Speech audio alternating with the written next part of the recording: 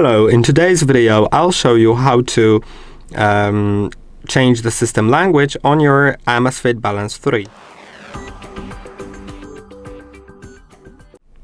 You can either change it remotely from your phone or directly on the watch. Let's do it in both ways.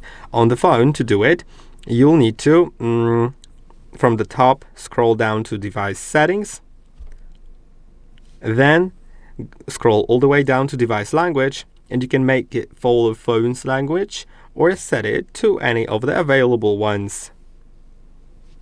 Then click on OK. Now you can see it is changing the language. Now I'll switch it back to English.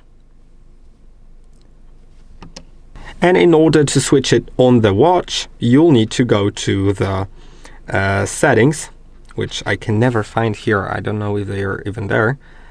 So I'll open them from the top. Let's slide down, find the settings, and then you'll find it will be in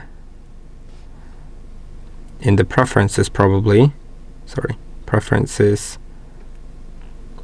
Yeah, watch language. There it is, and you can set it here. And I hope that this video was helpful. Don't forget to like and subscribe, and I'll see you in the next one.